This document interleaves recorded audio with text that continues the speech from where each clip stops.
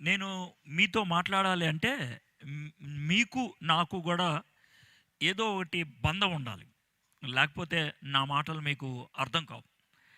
అయితే ఈరోజు మీతో నాకున్నటువంటి ఒక బంధం ఏంటి అనంటే, ఇక్కడున్నటువంటి అందరూ గూడా నాలాగే ఒక విషయంలో ఉంటారని నేను అనుకుంటున్నాను.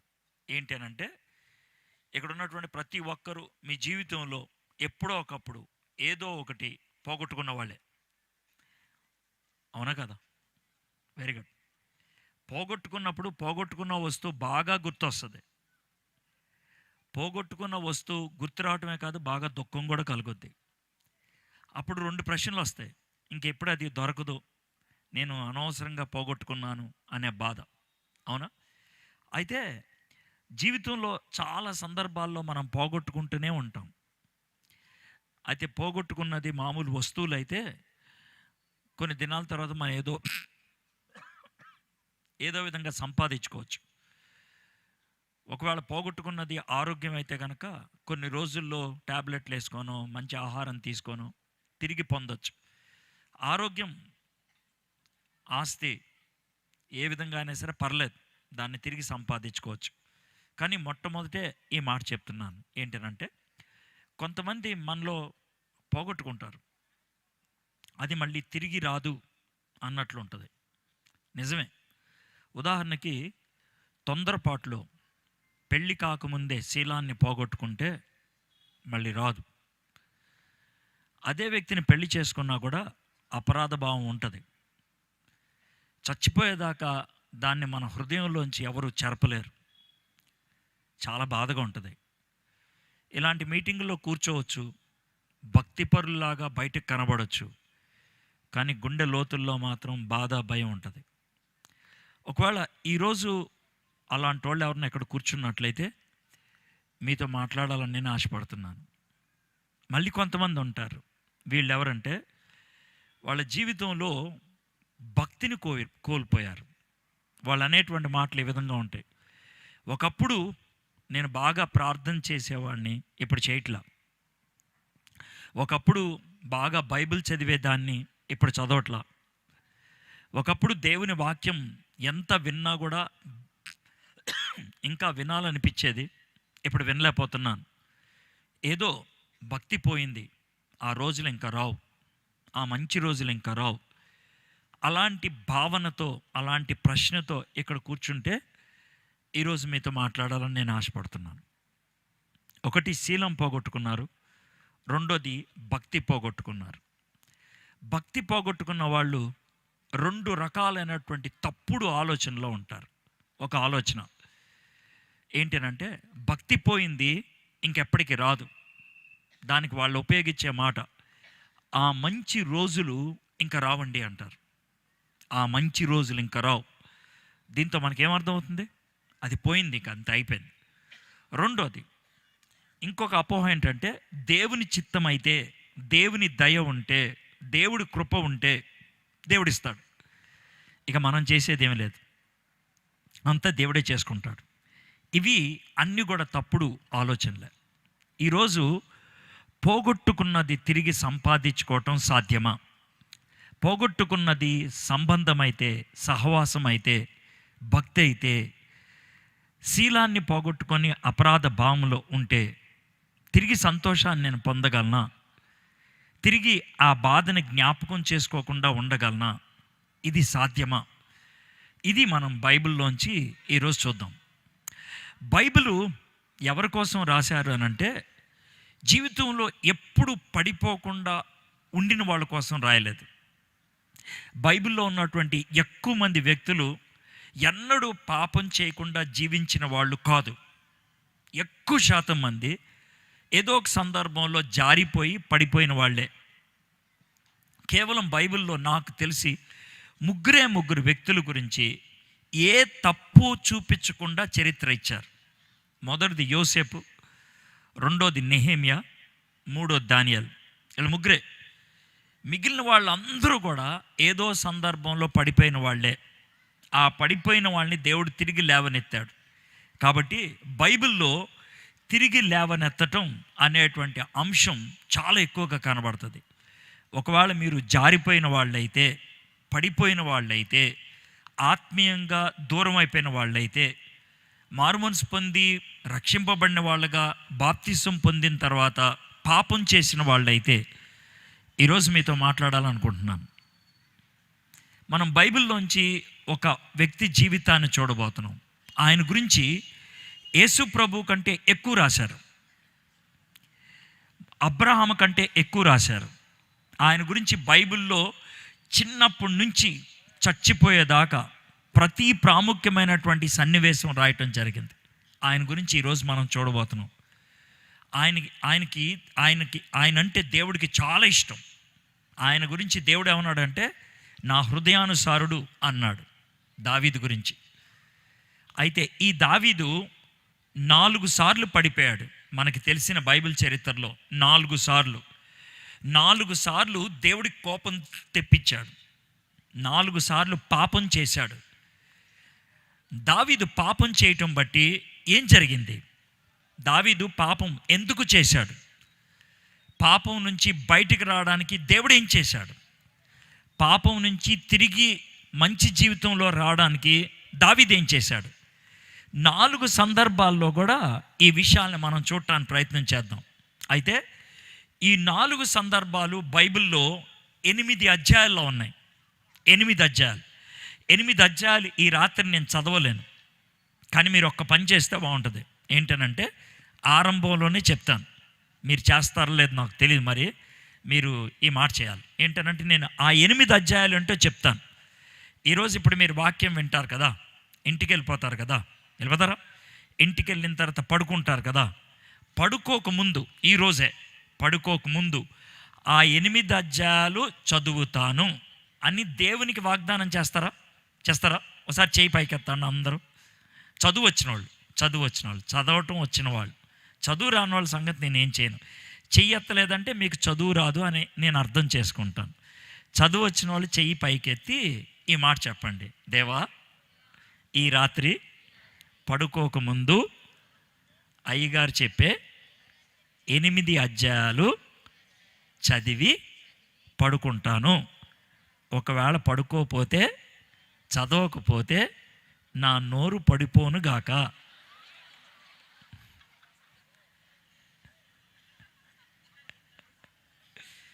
మీరు చెప్పేశారా లేదా? మీ ఇష్టం. తర్వాత ఓకే.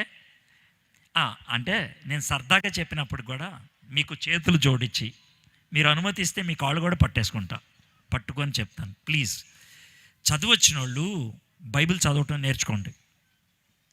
యూట్యూబ్లు చూసేయటం, అర్థమైందా? వాక్యాలు ఎవరో చెప్తే వినేయటం అది సరిపోద్ది అనుకోవద్దు. మీరు చదవండి బైబిల్. ప్లీజ్ చదువుతారా? ఓకే, సరే.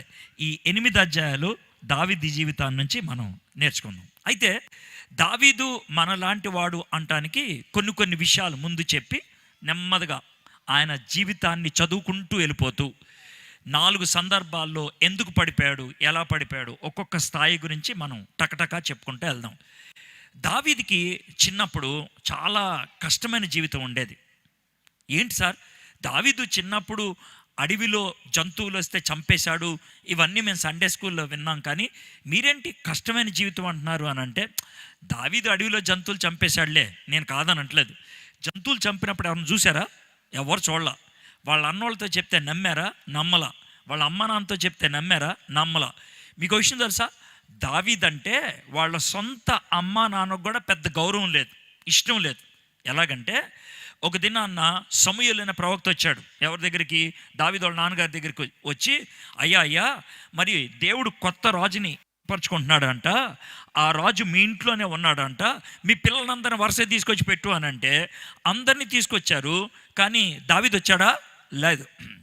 ఈయన ఒక్కొక్కరి మీద చేతులు ఉంచి ఈయన ఆలోచిస్తూ ఉంటే దేవుడు ఏం మాట్లాడట్లేదు. అయ్యా ఇంకెవరు నా పిల్లలు ఉన్నారంటే, లేరయ్యా అన్నాడు ముందు స్ట్రైట్. అలా కాదు సార్, ఉండుంటారు. ఎవరు అంటే, ఉన్నాడులే, వాడు పనికి మాలినోడు, గొర్రెలు కాసుకునేటువంటి వాడు, కుర్రోడు, చిన్నోడు, ఈ విధంగా మాట్లాడాడు సొంత నాన్న దావీదు గురించి. అలాంటి వాడు దావీదు. అయితే నేను ఎందుకని ఈ మాట చెప్తున్నానంటే, మీలో కొంతమంది ఏమంటారంటే, సార్ మా సొంత అమ్మా నాన్నలే నన్ను గౌరవించారు సార్, మా అమ్మకి నేనంటే ఇష్టం లేదు, మా నాన్నకి నేనంటే చిరాకు అనేవాళ్ళు ఉండొచ్చు. దావీదు కూడా అలాంటి వాడే. సొంత అన్నలు దావీదుని పెద్ద పట్టించుకోలేదు. గొలియాతుతో యుద్ధానికి వెళ్ళినప్పుడు దావీదు టిఫిన్ క్యారియర్ పట్టుకొని వెళ్తే, రాయ్ ఎందుకు వచ్చావురా, ఆ గొర్రెలను వదిలేసి పో, ఇక్కడికి ఎవడు రమ్మన్నాడు అని దావీదుని తిట్టారు. చివరికి గొలియాతుని చంపింది దావీదే. సొంత అన్నలే చీకొట్టారు దావీదుని. మీలో కొంతమంది ఏమంటారు తెలుసా, మా అన్న తమ్ములే నన్ను ఇష్టపడరు, మా అక్క చెల్లెళ్ళే నన్ను ఇష్టపడరు, ఇలా అని ఉంటారు. దావీదు కూడా అలాంటోడే. దావీదు గొలియాతుని చంపేసిన తర్వాత మరి అందరూ కూడా దావీదుని మెచ్చుకోవడం మొదలుపెట్టాడు. దావీదు గొప్పోడు, దావీదు గొప్పోడు అని అంటే రాజుగారికి కుళ్ళు వచ్చింది. రాజుగారికి ఎంత ఘోరం చూడండి, అధికారికి కుళ్ళు వచ్చింది. ఎంత కుళ్ళు వచ్చిందంటే దావీదుని చంపేద్దాం అని అనుకున్నారు. మీలో కొంతమంది అలా అంటారు, సార్ నేనంటే మా ఆఫీస్లో వాళ్ళకి ఇష్టం లేదు, నేనంటే నేను ఎక్కడైతే పని చేస్తున్నానో అధికారులకి ఇష్టం లేదు. దావీదు పరిస్థితి కూడా అదే. అలాంటి పరిస్థితుల్లో ఉన్నటువంటి దావీదు దేవునికి హృదయానుసారుడిగా బతికాడు. అర్థమైందా? ఇప్పుడు మనం మెయిన్ స్టోరీలోకి వచ్చేస్తున్నాం. సరే, దావీదుని చంపేద్దామని సౌలు ఎప్పుడు కూడా వెంటాడుతూ ఉండేవాడు. పాపం దావీదు పారిపోతూ ఉండేవాడు. ఒకసారి ఏమైందంటే, ఒక పెద్ద గుహ ఉంటే ఆ గుహలోకి వెళ్ళి దాక్కున్నాడు దావీదు. తన దగ్గర కొంతమంది పనోళ్ళు ఉంటే సౌలు కూడా వెతుక్కుంటూ అదే గుహలోకి వచ్చాడు. ఇక ఎలా ఉంటుందో చూడండి, గుండె టకటక కొట్టుకుంటుంది కదా, లోన గుహలో పొడి చంపేయచ్చు. అయితే దావీదు సౌలుకి కనబడలేదు. ఆ సౌలు కొద్దిసేపు ఎతికి ఇంకా అక్కడ పడుకుండిపోయాడు. పడుకునేటప్పుడు ఏం చేశాడంటే, ఈట అంటారు కదా, అలా పొడుగ్గా పొడుస్తారు, అది ఆయన పక్కన పెట్టుకొని పడుకున్నాడు. నిద్రపోతున్నాడు, గుర్రక పెట్టి నిద్రపోతున్నాడు సౌలు. అప్పుడు దావీదు యొక్క మిత్రులు ఉంటారు కదా, వాళ్ళు ఏమన్నారంటే, అయ్యా దావీదు చూడు, దేవుడే నీకు శత్రువుని తీసుకొచ్చి నీ కాళ్ళ దగ్గర పడేశాడు, వాడు ఈట తీసుకొని ఆయన పొడి చంపేసాయి, పని అయిపోద్ది, ఇంకెక్కడికి నువ్వు పరిగెట్టక్కర్లేదు, ఈ రాజ్యం నీదే అని అన్నారు. అయితే దావీదు ఏం చేశాడు తెలుసా, సౌలు పడుకొని ఉంటే సౌలు దగ్గరికి వెళ్ళి పక్కన ఉన్నటువంటి ఈట ఉంటుందే అది తీసుకొని బయటకు వచ్చేసేసి ఏమన్నాడంటే, అయ్యా సౌలు దేవుడు అభిషేకించినవాడు, ఆయన నిన్ను ముట్టకూడదు, ఏమన్నా చూసుకుంటే దేవుడే చూసుకుంటాడు, నాకెందుకు అని సౌలుకు ఒక వర్తమానం పంపించాడు. అయ్యా నేను చంపాలనుకుంటే మిమ్మల్ని చంపేయచ్చు, కానీ నేను చంపలేదు, ఎందుకనంటే నేను అలాంటి వాడిని కాదు, ఎందుకు నా వెంట పడతారు, ఎందుకు నన్ను శత్రువుగా చూస్తారు అని చెప్పాడు. ఇది పరిస్థితి అండి. ఇక్కడ దాకా దావీదు చాలా బాగా అనిపిస్తాడు, ఎంత మంచోడు, కీర్తనలు రాశాడు, చిన్నప్పుడు అడవి మృగాల్ని చంపేశాడు, దేవుడు యొక్క శక్తితో గొలియాతుని చంపేశాడు, దావీదుని చంపకుండా వదిలేశాడు, దేవుని అభిషిక్తుడు అని వదిలేశాడు, చాలా గౌరవప్రదంగా జీవించాడు దావీదు. ఇక్కడ దాకా బాగుంది. అయితే ఇది అయిపోయిన తర్వాత సౌలు వెంబడిస్తూ ఉంటే ఇక తట్టుకోలేక ఈ సౌలుకి శత్రువులు ఉంటారే వాళ్ళు ఊరు వెళ్ళిపోయి అక్కడ ఉన్నాడు. సౌలుకి శత్రువులు ఎవరో తెలుసా, ఇశ్రాయేలీయులకి శత్రువులు ఎవరో తెలుసా, ఫిలిస్తీన్ల దేశం వెళ్ళిపోయి అక్కడ ఒక రాజు ఉన్నాడు, ఆ అకీష్ అనే రాజు. ఆ రాజు దగ్గరికి వెళ్ళి, రాజా మీ ఊర్లో నేను ఉండొచ్చా అంటే, సరే ఉండు, కానీ జాగ్రత్తగా ఉండు, ఏమన్నా తేడాలు చేస్తే మర్యాదగా ఉండదు అని అన్నాడు. అలాగే ఉన్నాడు. ఆ రాజు దావీదుకి చిన్న చిన్న పనులు పెట్టేవాడు, అచ్చేవా ఇచ్చేవా అంటే దావీదు చేస్తూ ఉండేవాడు. రాజుగారు ఏమన్నాడు తెలుసా, బాబు దావీదు నువ్వు చాలా నమ్మకస్తుల్లాగా ఉన్నావయ్యా, ఏ పని చెక్కినా కూడా టక్కమని చేస్తున్నావు, ఓ పని చేస్తావు నువ్వు అన్నాడు. ఏంటనంటే, నా బాడీ గార్డ్గా ఉంటావా అని అడిగాడు. అకీష్ ఫిలిస్తీన్ల రాజు దావీదుని ఏమన్నాడు తెలుసా, నా బాడీ గార్డ్గా ఉంటావు అని. అలాగే అయ్యగారు అన్నాడు. దేవుడేమో దావీదుని రాజుగా ఉండటానికి అభిషేకించాడు, దావీదేమో శత్రు రాజుకి బాడీగార్డ్ అయిపోయాడు. అయిపోయిన తర్వాత ఒకసారి ఏమైందనంటే, ఈ ఫిలిస్తీన్ రాజులంతా కూడా కలుసుకొని, మనం లాభం లేదు, అందరం కలిసి సౌలు మీద యుద్ధానికి వెళ్దాం అన్నారు. అని అంటే దావీదు ఏమన్నాడు తెలుసా, అయ్యా నేను కూడా వస్తాను యుద్ధానికి అన్నాడు. అనంటే, వాడంటే నాకు పిచ్చ కోపం, వాడు నన్ను చంపడానికి వస్తున్నాడు, నేను చంపేస్తా అని అన్నాడు దావీదు. ఈ దావీదే కొంతకాలం క్రితం ఏమన్నాడు తెలుసా, నేను ఎందుకు చంపుతాను, ఆయన అభిషేక్తుడు అన్నాడు. ఇప్పుడేమన్నాడు తెలుసా, పదండి నేను కూడా చంపేస్తానన్నాడు. ఈ ఫిలిస్తీన్ రాజులంతా ముందెళ్తున్నారు, ఫిలిస్తీన్ సైన్యం ఉంది, వెనకాల దావీదు తన కొంతమంది సైనికులు ఉంటారే వాళ్ళు వెళ్తూ ఉన్నారు. ఈ ఫిలిస్తీన్ రాజుల్లో ఒక రాజు ఏం చేస్తాడంటే అకీష్ని అడుగుతాడు, వెనకాలంటే మీ జనాలతో ఒక ఆయన కొత్త ఆయన వస్తున్నాడు అంటే, ఆయన అండి మా బాడీ గార్డ్ అండి, మంచోడే, ఏం పేరు అయింది? దావీద్ సార్. దావీద్ అంటే హిబ్రీల్ పేరు కదా? అవును సార్ హిబ్రీల్ పేరు. ఆని పట్టుకొని వచ్చావంటే, లేదు సార్ సౌల్ అంటే ఆయనకు కూడా కోపం అంట, చంపేస్తాడంట సౌల్ని అని అంటే, పిచ్చా ఎర్రా నీకు, ఏం సార్ అలా అన్నారంటే, అక్కడికి వెళ్ళిన తర్వాత ఈడు ఫ్లేట్ ఫిరాయించాడు అనుకో, ఆడు సౌలు ముందు నుంచి పొడుస్తాడు, దావీదు వెనక నుంచి పొడుస్తాడు, బుద్ధి ఉందా లేదా అని పంపించానకే అని అన్నాడు.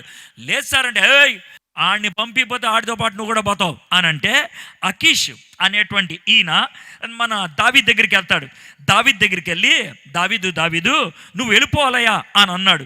ఏ సార్ అని అంటే, ఇలా మా వాళ్ళు ఎవరు ఇష్టపడట్లేదు, నువ్వు ఉండడానికి వీల్లేదు, వెళ్ళిపో అని అన్నాడు.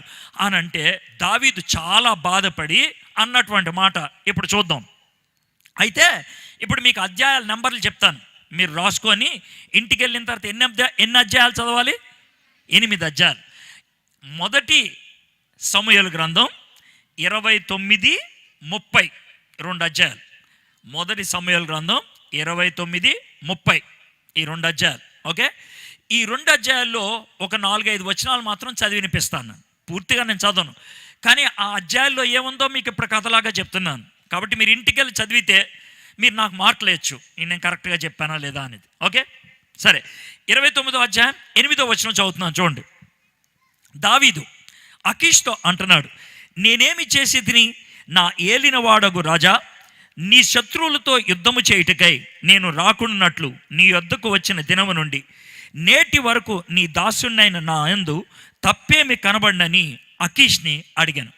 ఎవరైనా సరే ఈ మాటలు చదివితే దీంట్లో తప్పే ఉంది, చాలా మర్యాదగా మాట్లాడుతున్నాడు, చాలా గౌరవంగా మాట్లాడుతున్నాడు అని మనం అనుకుంటూ ఉండొచ్చు. కానీ ఈ మాటలు ఇశ్రాయేలీలు వింటే ఎంత కోపం వస్తుందో తెలుసా? ఈ మాటలు దేవుడు వింటే ఎంత బాధపడతాడో తెలుసా?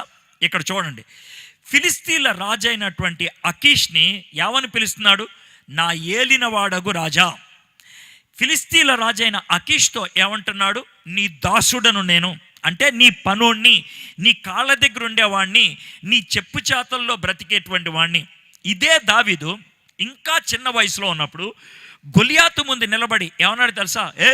సున్నతి లేనివాడా, ఏంట్రా అరుస్తున్నావు నువ్వు, నిన్ను చంపేసి నీ మాంసాన్ని కాకులకి గద్దలకి వేస్తానని బెదిరించిన వాడు ఇప్పుడు ఆ ఫిలిస్తీన్ల రాజు దగ్గరకు వచ్చి ఏమంటున్నాడు తెలుసా? నీ దాసుణ్ణి నీ కాళ్ళు పట్టుకుంటా అనే మాటకు వచ్చాడు. ఎందుకని ఈ పరిస్థితికి వచ్చాడు? ఒకప్పుడు గౌరవప్రదంగా ఉన్నవాడు, ఒకప్పుడు యెహోవా దేవుడి కోసం జీవించేటువంటి వాడు, ఈరోజు శత్రువుల దగ్గరికి వెళ్ళి నీ కాళ్ళు పట్టుకున్నా అనే పరిస్థితి ఎందుకు వచ్చింది అని అంటే, దావీదు 2 తప్పులు చేశాడు. ఇది ఆయన చేసినటువంటి మొట్టమొదటి పొరపాటు, మొట్టమొదటి పాపం. 2 తప్పులు చేశాడు. మొట్టమొదటి తప్పు ఏంటి అని అంటే, దేవుడితో ఉండేటువంటి సంబంధాన్ని తెంచేసుకున్నాడు. దేవుడు ఎక్కడ ఉండమన్నాడు అక్కడ ఉండకుండా పారిపోయాడు. దేవుడు కాపాడుతానంటే తన్ను తాను కాపాడుకోవాలి అని పారిపోయాడు. దేవుడి నుంచి దూరం అయిపోయాడు. దేవుడితో ఉన్న సంబంధాన్ని తెంచేసుకున్నాడు. దేవుడితో ఉన్న సహవాసాన్ని కోల్పోయాడు. ఇది మొదటి తప్పు. అయితే ఈ తప్పును బట్టి వచ్చింది ఏంటి తెలుసా? మీలో చాలామంది చేసే తప్పే ఆయన కూడా చేశాడు. చాలా కాలం ఓపిక పట్టాడు దేవునితో ఉన్నప్పుడు, చాలా కాలం ఓర్చుకొని ఉన్నాడు దేవునితో ఉన్నప్పుడు, చాలా కాలం అణిగి మణిగి ఉన్నాడు దేవునితో ఉన్నప్పుడు. ఎప్పుడైతే దేవుడి నుంచి దూరం అయిపోయాడో ఆయన తట్టుకోలేకపోయాడు. ఏమన్నాడు తెలుసా? ఎంతకాలం ఓపిక పట్టాలి, ఎంతకాలం ఓర్చుకోవాలి, ఎంతకాలం నోరు మూసుకోవాలి, ఏమన్నా సరే ఈయన్ని చంపేయాలి. మీలో చాలామంది ఈ మాట అంటారు, సార్ నేను కూడా మనిషినే సార్, ఎంతకాలం ఓపిక పట్టాలి సార్, ఎంతకాలం తట్టుకోవాలి సార్, ఎంతకాలం ఓర్చుకోవాలి సార్. దావీదు కత్తి పట్టుకొని సౌలు మీదకి ఎందుకు వెళ్ళాడు తెలుసా? దేవునితో సంబంధాన్ని తెంచుకున్నాడు, ఓపిక నశించింది, చట్టాన్ని చేతుల్లోకి తీసుకున్నాడు, దేవుడు చేయాల్సిన పని తానే చేసేద్దాం అని అనుకున్నాడు. అయితే ఈ రాజా అన్నాడు తెలుసా? కుదరదు బాబు వెళ్ళిపో అని అన్నాడు. దావీదు వెళ్ళిపోతా ఉన్నాడు. అప్పటికే సౌల్ని చంపాలి అనేటువంటి ఉక్రోషంతో వచ్చాడు కాబట్టి ఏమన్నా సరే చంపేద్దాం అనేటువంటి ఉద్దేశంతో తన దగ్గర ఉన్న సైనికులతో ఏమంటాడు తెలుసా, డాయ్ మనం వెళ్ళిపోదాం సౌలు మీదకి అని అన్నారు. పదండి సార్ అని అన్నారు. వీళ్ళు సౌలు మీద యుద్ధానికి వెళ్ళారు. అల్లంత దూరం వెళ్ళారో లేదో గబుక్కున ఒక వార్త వచ్చింది. ఏమన్నా వార్త వచ్చిందంటే తెలుసా, దావీదు గారు ఏంటయ్యా మీ ఊరు కాలిపోతుంది సార్, దావీదు గారు మీ ఊరికి ఎవరో వచ్చారు సార్ అని అన్నారు. పరిగెట్టుకుంటే వెనక్కి వచ్చాడు. ఇప్పుడు రండి, 1 సమయాలు 30వ అధ్యాయం. పరిగెట్టుకుంటే వెనక్కి వచ్చాడు, వాళ్ళ ఊరి దగ్గరకు వచ్చాడు. వాళ్ళ ఊరి దగ్గరకు వస్తే వాళ్ళ ఊరు మొత్తం తగలబడిపోతుంది.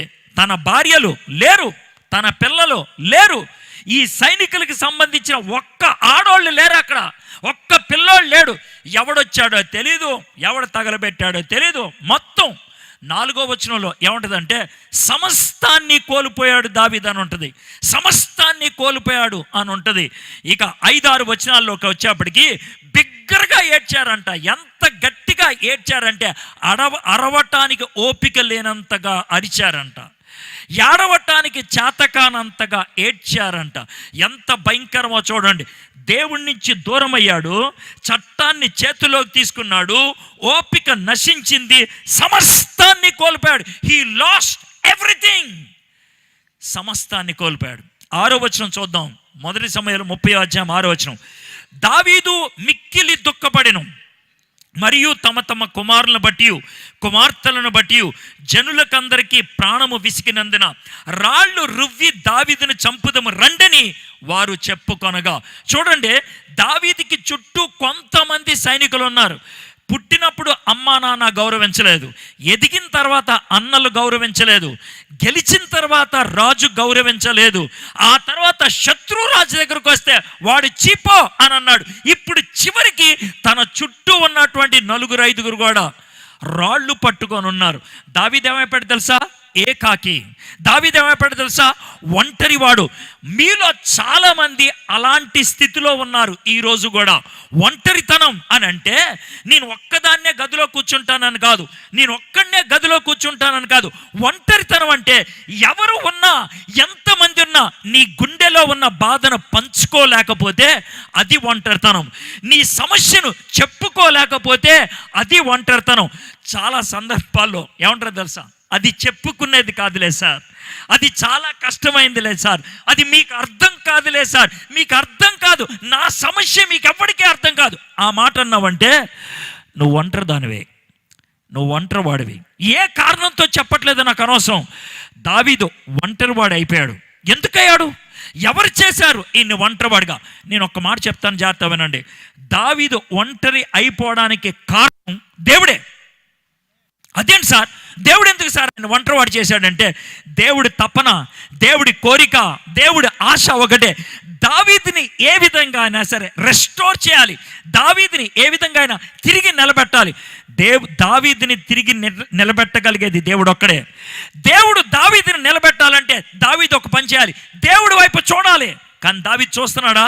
చోట్ల శత్రు రాజుల దగ్గరికి వెళ్తున్నాడు, సైనికుల దగ్గరికి వెళ్తున్నాడు, వాళ్ళ దగ్గరికి వెళ్తున్నాడు, వీళ్ళ దగ్గరికి వెళ్తున్నాడు. దేవుడు చెప్పేది ఏంటి తెలుసా, వాళ్ళందరినీ వదిలేసి నా వైపు చూడరా, నీకు సహాయం చేస్తానంటే దావీదు చూడటానికి ఇష్టపడలేదు. మనలో చాలా అలాంటి వాళ్ళు ఉంటారు. దేవుడి వైపు చూడరు, దేవుడి దగ్గరికి రారు, అన్ని ప్రయత్నాలు చేస్తారు. దావీదు ఆ పని చేసి చివరికి ఒంటరివాడైపోయాడు. ఆ ఒంటరివాడిగా ఉన్నప్పుడు రాళ్ళు తీసుకొని వీళ్ళు కొట్టే పరిస్థితి వచ్చినప్పుడు దావీదు ఏం చేశాడంట? 6వ వచనం చివరి భాగం. దావీదు తన దేవుడైన యెహోవాను బట్టి ధైర్యము తెచ్చుకొనెను. అప్పుడు దావీదు దేవుడి వైపు తిరిగాడు. దేవా నువ్వే నాకు ధైర్యం ఇవ్వాలి, దేవా నువ్వే నాకు ఆశ్రయం, దేవా నువ్వు తప్పించి నాకు ఎవరున్నారు? బహుశా అలా ప్రార్థన చేస్తూనే ఉంటారు. దేవుడు అప్పుడు అభయాన్ని ఇచ్చాడు. దావీదు కంగారు పడద్దు, నువ్వెళ్ళు, నీ భార్య పిల్లలు దొరుకుతారు, నువ్వెళ్ళు అని అన్నాడు. అంటే ఎటెళ్ళాలో తెలీదు, ఎవరి దగ్గరికి వెళ్ళాలో తెలీదు, ఎటెళ్ళారో తెలీదు. దావీదు నడుచుకుంటూ వెళ్తున్నాడు, దేవుని మాటను బట్టి వెళ్ళాడు. ఇలా వెళ్తా ఉంటే వీళ్ళంతా అంత దూరంలో ఒక అతనికి దెబ్బలు తగిలి పడిపోయి ఉన్నాడు. గుర్తుపెట్టుకోండి, వీళ్ళు పోయినటువంటి భార్యల్ని ఎత్తుక్కుంటూ వెళ్తున్నారు, శత్రువుల్ని ఎత్తుక్కుంటూ వెళ్తున్నారు, యుద్ధానికి వెళ్తున్నారు. అలాంటి టైంలో ఎవరైనా అటు ఇటు కనబడితే చూడరు, కానీ దేవుని మాట మీద వెళ్తున్నాడేమో దావీదు. దెబ్బ తగిలుంటే అతను చూశాడే, అడిగే దెబ్బలు తల్లిని చూడండి అని అన్నారు. వీళ్ళు గబగబా కట్లు కట్టి ద్రాక్షారసం ఇచ్చి కొంచెం ఓపిక వచ్చిన తర్వాత అడిగారు, బాబు నువ్వెవరివి అని. ఆడేమన్నాడు తెలుసా? సార్ నేను అమాలేకుణ్ణి సార్ అని. ఎందుకు ఇక్కడ పడిపోయావు అంటే, ఏమి లేదు సార్, మేమందరం కూడా సైన్యంగా వచ్చి ఇక్కడ ఒక ఊరు ఉందే, ఆ ఊరిని దొల్లగొట్టి ఆ ఊరిని తగలబెట్టి ఆ పిల్లలందరినీ తీసుకొని వెళ్ళిపోయే వాళ్ళం మేమే సార్. అవునా, ఆ ఊరు మాదేనాయా? వీడికి ఒక్కడికే భయం వేసింది. సార్ ఇప్పుడు నన్ను చంపేస్తారా? లేదు లేదు లేదు, చంపం. మరి ఏంటి? ఒక చిన్న డీల్. ఏంటా డీల్? మా భార్యల్ని ఎక్కడికి తీసుకెళ్లారో చూపించగలుగుతావా? సార్ తప్పక చూపిస్తాను సార్, నన్ను మాత్రం ఏం చేయొద్దా అని అంటే, అప్పుడు దావీదుని అతను తీసుకెళ్తే, దావీదు తన భార్యల్ని పిల్లల్ని ఎక్కడికి తీసుకెళ్తే దావీదు వాళ్ళ మీద విజయం సాధిస్తే 18వ వచనం చూడండి. ఇప్పుడు 30వ అధ్యాయం 18వ వచనం. ఈలాగున దావీదు అమాలేకులు దోచుకొని పోయిన దానంతటినీ తిరిగి తెచ్చుకొనెను. ఇప్పుడు మీకు అర్థమైంది కదా. 4వ వచనంలో మొత్తం కోల్పోయాడు, 18వ వచనంలో మొత్తం వెనక్కి వచ్చేసింది. ఎందుకు ఈ పాపం జరిగింది, ఎందుకు ఈ కష్టం జరిగింది అని అంటే, దేవుడితో సంబంధం తెగిపోయింది, చట్టాన్ని చేతిలోకి తీసుకున్నాడు, ఓపిక నశించింది. తిరిగి ఎలా పొందగలిగాడు? తిరిగి దేవుని వైపు చూశాడు, దేవుణ్ణి క్షమించమని అడిగాడు, దేవుని చెప్పినట్లు చేశాడు, పోయిందంతా తిరిగి వచ్చేసింది. బాగుంది కదండి. ఇది మొదటిసారి. దేవుడు పోయింది ఇస్తాడా? ఇస్తాడు. దేవుడు సమస్తాన్ని ఇస్తాడా? ఇక్కడ ఇచ్చాడు సమస్తాన్ని. అయితే దావీదు చేయాల్సిన పని ఉంది, దేవుని వైపు తిరగాల్సింది ఉన్నది. ఇది మొదటిసారి. 4 సందర్భాలు అన్నాను కదా. 4 సందర్భాలు చూస్తూ ఉంటే కాస్త భయం వేస్తూ ఉంటుంది. ఒక్కొక్క స్థాయి పెరుగుతూ ఉంటే ఒక భయంకరమైనటువంటి పరిస్థితి ఏర్పడుతుంది. ఇప్పటికి 2 అధ్యాయాలు చెప్పాను. ఏ అధ్యాయాలు? సమూయేలు మొదటి గ్రంథం 29, 30. ఇప్పుడు రెండో కథ, రెండో సన్నివేశం. మొదటి దినవృత్తాంతములు 13, 14, 15 ఈ 3 అధ్యాయాలు. మొదటి దినవృత్తాంతములు 13, 14, 15 ఈ 3 అధ్యాయాలు. ఓకే, ఇప్పుడు ఇక్కడ ఏమన్నదో చూద్దాం. దావీదు రాజు అయిపోయాడు, సౌలు చచ్చిపోయాడు. సౌలు చచ్చిపోయిన తర్వాత దావీదు రాజు అయిపోయాడు. దావీదు రాజు అయిపోయిన తర్వాత తన చుట్టూ ఉన్నటువంటి శత్రువుల్ని చంపేశాడు. మంచిగా యెరూషలేము పట్టణంలో సీయోను కొండ మీద సింహాసనం వేసుకొని కూర్చొని ఆలోచిస్తూ ఉన్నాడు. ఏం ఆలోచిస్తూ ఉన్నాడు? దేవుడు నన్ను ఈ స్థాయికి తీసుకొచ్చాడు, గొర్రెలు కాసుకునేవాడిని నన్ను రాజుగా చేశాడు, సంతోషం అని అనుకొని ఒక మాట అన్నాడు. కానీ దేవుని మందసం ఎక్కడో మూలలో ఒక చిన్న గ్రామంలో ఉంది, బాల. దేవుని మందసాన్ని కూడా ఇక్కడికే తీసుకొచ్చి పెడతా. ఇక్కడ దాకా బాగానే ఉంది, ఇక్కడ దాకా. కానీ ఎందుకు తెస్తానన్నాడు ఇక్కడికి? ఆయన ఆలోచన తెలుసా? మంచి పనే చేద్దాం అనుకున్నాడు, కానీ కుయుక్తి బుద్ధి అంటారు. అంటే బయటికి పవిత్రత కనబడుతుంది, బయటికి మంచి కనబడుతుంది, కానీ వెనకాల ఉద్దేశం ఉంటుంది, చాలా గలీజ్ ఉంటుంది అన్నమాట.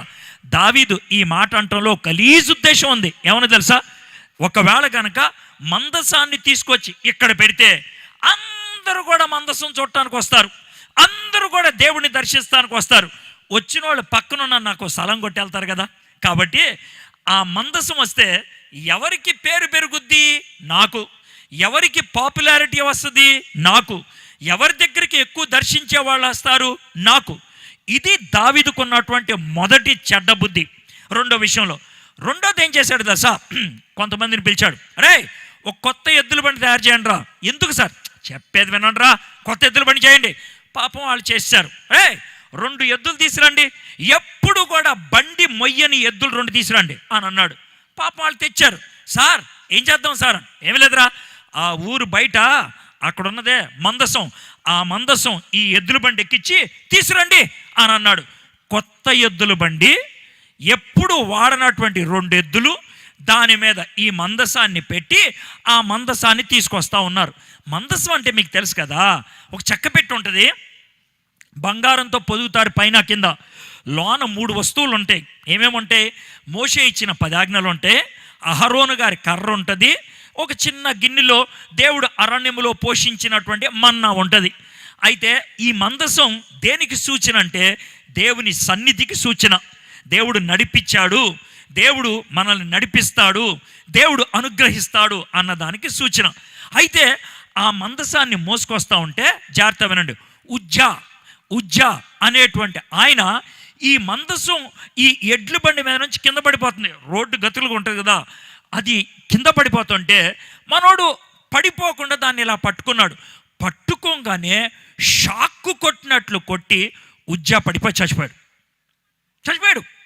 చచ్చిపోతే ఆ టైంలో దావీదు ఏం చేశాడో మనం చూద్దామా? 13వ అధ్యాయం దినవృత్తాంతములు, మొదటి దినవృత్తాంతములు 13వ అధ్యాయం 11వ వచనం. మీరందరూ తీసేదాకా ఆగుతా, ఎందుకంటే మొదటి మాటల్లోనే మీకు భయం వేస్తుంది. అందుకనే మీరు చూడాలి మీ కంటితో. దినవృత్తాంతములు మొదటి గ్రంథం 13వ అధ్యాయం 11వ వచనం చూస్తున్నాను. చూసారా? అందరు తీసారా? చూడండి, నేను చదువుతాను. యెహోవా ఉజ్జాను వినాశనము చేయుట చూచి దావీదు వ్యాకుల పడెను. మళ్ళీ చదువునా మాట. యెహోవా ఉజ్జాను వినాశనము చేయుట చూచి దావీదు వ్యాకుల పడెను. ఉజ్జా అనేటువంటి ఆయన మందసం పడిపోతుంటే చెయ్యి పట్టుకుంటే పెట్టి ఆపితే ఆయన్ని చంపేసింది ఎవరంట? దేవుడే. ఎంత భయంకరమో చూడండి. ఏంటి సార్, ఈ దేవుడు ఎందుకు అలా చేశాడు? మందసం పడిపోతుంటే కదా ఈయన పట్టుకుంది, ఎందుకు అలా చేశాడు అని అంటే, దేవుడు ఉజ్జాని చంపింది ఉజ్జా మీద కోపంతో కాదు. ఎవరి మీద కోపం? దావీదు మీద. ఎందుకు కోపం? చూడండి, దావీదు 2 భయంకరమైన తప్పులు చేశాడు ఇక్కడ. ఒకటి, తన పేరు కోసం దేవుడు మందసాన్ని తెచ్చుకున్నాడు, ఆల్రెడీ చెప్పా. రెండో తప్పుడు పని ఏంటి తెలుసా? ఆయన మందసాన్ని తీసుకురావడానికి కొత్త ఎద్దుల బండి తయారు చేయటం, కొత్త ఎద్దుల్ని తీసుకురావటం, ఊరేగింపుగా తీసుకురావటం. ఇది ఎవరి పద్ధతో తెలుసా? ఫిలిస్తీన్ల పద్ధతి. ఫిలిస్తీన్లు వాళ్ళ దేవతను తీసుకెళ్లాలంటే కొత్త ఎద్దుల బండిలోనే తీసుకెళ్తారు. వాళ్ళ దేవతను తీసుకెళ్లాలంటే కొత్త ఎద్దులనే వాడతారు. ఈయన కూడా యెహోవా దేవుడి యొక్క సన్నిధిని కొత్త దేవతలాగా చేసి పెట్టాడు. ఎంత ఘోరమో చూడండి. అంటే అన్య ప్రజల యొక్క అలవాట్లు తెచ్చుకొని పెట్టుకున్నాడు దావీదు. అంటే దేవుని పని అన్య పద్ధతిలో చేద్దాం అనుకున్నాడు. దేవుని పని పవిత్రమైన పద్ధతి వదిలిపెట్టేసి ఈ లోకములో మనుషులు ఉపయోగిస్తారే పద్ధతులు, దాన్ని వాడటం మొదలుపెట్టారు. చాలామంది క్రైస్తవులు అలా చేస్తూ ఉంటారు తెలుసా? తిథి నక్షత్రం చూస్తారు, అది క్రైస్తవ పద్ధత కాదు. వాస్తు చూస్తూ ఉంటారు, అది క్రైస్తవ పద్ధత కాదు. పుణ్యస్థలం, పుణ్య పద్ధతి అని అంటారు. క్రైస్తవులకి అలాంటివి ఉంటాయా? ఉండవు. అన్య ఆచారాన్ని తీసుకొచ్చి దేవాలయంలో పెట్టడం, అన్య ఆచారాన్ని తీసుకొచ్చి క్రైస్తవ విశ్వాసంలో పెట్టడం, దేవుడికి కోపం రాదా? దావీదు మీద దేవుడు కోపం వచ్చింది. దేవుడు కోపం వచ్చి ఉజ్జాని చంపేస్తే దావీదు ఏం చేశాడంట? దావీదు వ్యాకుల పడెను. వ్యాకుల పట్టడం అంటే ఏంటి తెలుసా? మనకి 2 తెలుసు బాగా. ఆ 2 కలిస్తే వ్యాకుల పడతాం. ఏంటి ఆ 2 కలిస్తే అని చూద్దాం. ఒకటి, భయం వేస్తుంది, ఉమ్ము అంటాం, ఇది భయం. కోపం వచ్చింది, ఇది కోపం. భయం ఉమ్ము, కోపమేమో, ఇది 2 కలిస్తే వ్యాకుల పట్టం. అది ఎలా కలుస్తుంది సార్? ఏమో నాకు తెలీదు. అదే దావీదు చేశాడు. మీకు ఎలా తెలుసు సార్ వ్యాకుల పడంటే అది అని? చూద్దాం అక్కడ ఏముందో. అందుచేత ఆ స్థలమునకు నేటి వరకు పెరేజ్ ఉజ్జా అని పేరు. ఆ దినమున దావీదు దేవుని విషయమై భయముంది. దేవుని విషయమై అంటే దావీదుకి ఏముంది? భయముంది. దేవుని మందసమును నా యొద్దకు నేను ఎలాగూ తీసుకొని పోవుదుననుకొనును. ఇంకేం చేయమంటావా? కొత్త ఎద్దుల బండి చేయించాను, కొత్త ఎద్దులు తెచ్చాను, నీ కోసం సెంటర్లో పెడదాం అనుకున్నాను, ఊరు బయట ఎక్కడో ఉన్నావు, మధ్యలో పెడదాం, ఇంకేం చేయమంటావు? ఇది కోపం. భయము కోపం కలిస్తే గనక వ్యాకుల పడటం అంటారు. గుర్తుపెట్టుకోండి, మనం కొన్ని పనులు చేస్తాం, చెడ్డ ఉద్దేశంతో చేస్తాం, చెడ్డ బుద్ధితో చేస్తూ ఉంటాం. అవతలోళ్ళు ఎవరైనా దాన్ని గమనించి ఆ పని అవ్వకుండా చేయటానికి ప్రయత్నం చేస్తే ఎంత కోపగించుకుంటామో తెలుసా? నన్ను ఎందుకు చేయనివ్వు, ఇది మంచి పని కదా. మంచి పనే, కానీ చెడ్డ ఉద్దేశంతో చేస్తున్నావు. మంచి పనే, కానీ చెడ్డ పద్ధతిలో చేస్తున్నావు. అయితే ఒక ఆయన చచ్చిపోయాడు, ఉజ్జా. గుర్తుపెట్టుకోండి, మొదటిసారి పాపం చేసినప్పుడు ఎవరన్నా చచ్చిపోయారా? లేదు. మొత్తం పోయిందంతా వెనక్కి వచ్చేసింది. చూసాం కదా, మొదటి సమయాల గ్రంథం 29:30 చూసాం లేదా? అయిపోయింది కదా. ఇది రెండో సందర్భంలో ఒకళ్ళు చచ్చిపోయారు లేదా? ఉజ్జా చచ్చిపోయినాడు, మళ్ళీ వస్తాడా? రాడు. అయిపోయింది, ఒకడు చచ్చిపోయాడు. గుర్తుపెట్టుకోండి, రెండోసారి తప్పు చేస్తే శాపం, కష్టం, బాధ పెరిగింది.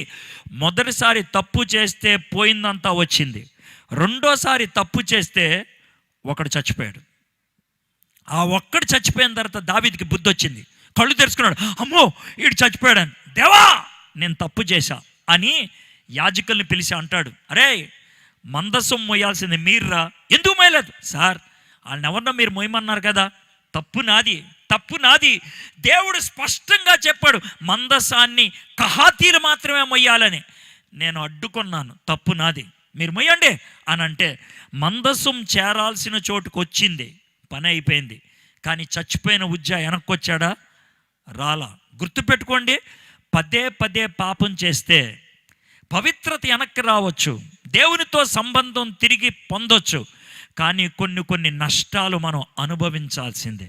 దావీదు ఒక వ్యక్తిని పోగొట్టుకున్నాడు. ఇది రెండోది. ఇప్పటికి 2 సందర్భాలు చెప్పాం. మొదటిది, దేవునితో సంబంధం కోల్పోయాడు, చట్టాన్ని చేతిలో తీసుకున్నాడు, ఓపిక నశించింది, చంపడానికి వెళ్ళాడు, సమస్తాన్ని కోల్పోయాడు. దేవుని వైపు తిరిగాడు, దేవుడు సమస్తాన్ని తిరిగి అనుగ్రహించాడు. ఇది మొదటిది.